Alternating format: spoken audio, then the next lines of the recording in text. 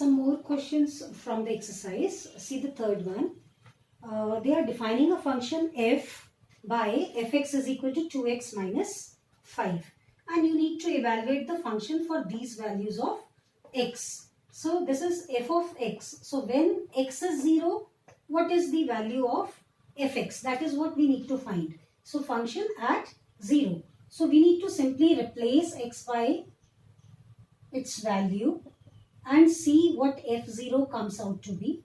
It is minus 5. So this means the number 0 is having image minus 5. Or you can say when x is 0, fx is equal to minus 5. So x is a number in the domain, fx is its corresponding value in the codomain. Or you can say fx is the image of x. So the number 0 has got image is equal to minus 5. Let us see what will be the image of 7 under the function f. It will be twice of 7 minus 5. That is 14 minus 5, which comes out to be 9. So that means if 7 is a number in the domain, then its image in the codomain will be equal to 9. Whereas for minus 3, it will be twice of minus 3 minus 5, which comes out to be minus 6 minus 5. Or you can say minus 11. So minus 3 is having image is equal to minus 11. Now moving on to the next one. Normally we write the values of the sets domain and range looking at the ordered pair. All the first elements of the ordered pair we know will be forming a set called domain, and the set of second element will be forming a set called range. But you can see when a function is given to you, from that also its domain and range can be found. As I told you in the previous one, x will be the element in the domain, and corresponding to it whatever value you get for fx, that will be its range. I'll quickly give you an example. Suppose x is 1, then fx becomes 2 minus 3, which is minus 1. So one of the pair in the function will be 1 comma minus 1. Like this you will have infinite pairs. So all these second elements will provide us a set called range. But when these elements are infinite in number, then we don't write, we don't list them. Okay, we try to make out in the form of interval what will be the range. Like here in the question they have already mentioned what x is.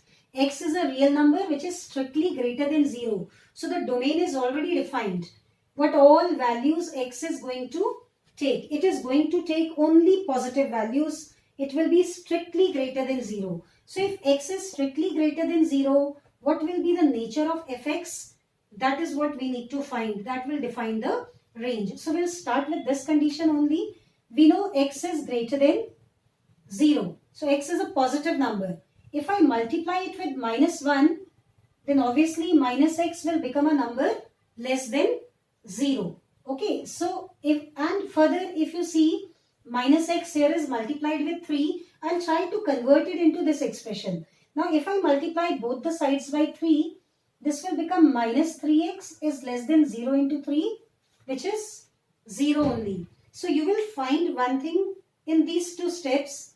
When we multiply both the sides by a negative number, the inequality changes. But when you multiply both the sides by a positive number, the inequality remains. This you can understand from here also. We all know that minus 3 is a number which is less than minus 2. Minus 2 is greater than minus 3.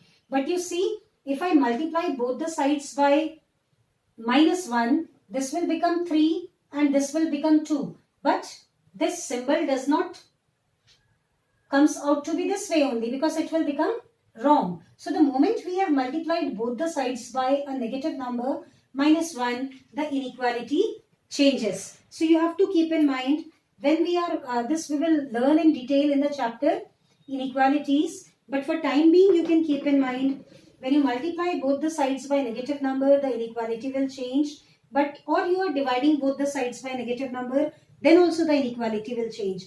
But if you are multiplying or dividing by a positive real number, then the inequality holds. Okay. So we now know minus 3x is less than 0. Now if I add 2 on both the sides, this will become 2 minus 3x. This will become 2 plus 0. So I have added 2 to both the sides. This is nothing but fx, you can see, is less than 2. So now we know the nature of fx. For x strictly greater than 0, fx is becoming strictly less than 2. So the values of fx will give us range. So therefore range is what? It is an interval.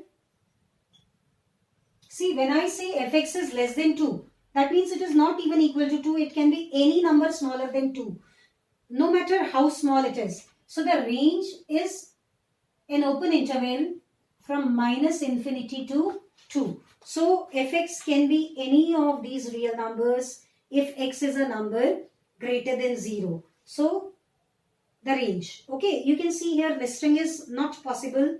We have infinite real numbers in the range. So we write them in the form of an interval. Then taking another one, second part, you see fx is given as x square plus 2 and x is defined. They are saying x can be any real number. When they say x can be any real number, that means it can be positive, it can be negative, it can be 0. So what do we know? X belongs to R.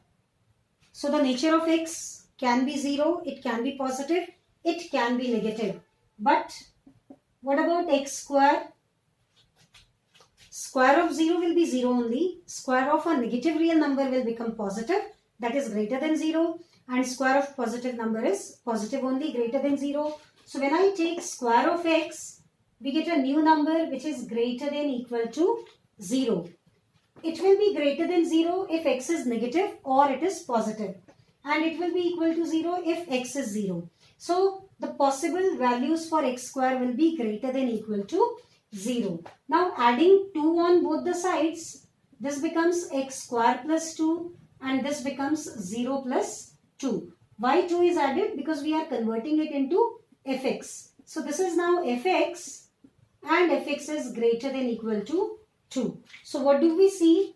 No matter whichever real number x is, fx can be either 2 or it can be greater than 2. You can quickly check through examples also. If x will become 0, then x square is also 0. So 0 plus 2 is 2 only. In that case, fx will become equal to 2.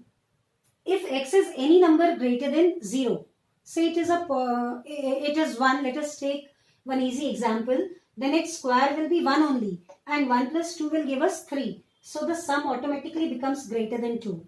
Go for some negative number, say it is minus 0.5. So the square of minus 0.5 will become positive. It will be 0.25. So 2 plus 0.25 is 2.25. That means it is again becoming greater than 2. So no matter which real number x is, fx will be, for this particular expression, fx will be either greater than 2 or it will be equal to 2. So these are all possible values of fx. So therefore range comes out to be closed at 2 and open at the upper end, because it says it is greater than equal to 2. How much greater, that we cannot define. Okay, it can be greater to any extent. So, but its lowest value is known to us, which is 2. So it is closed at 2.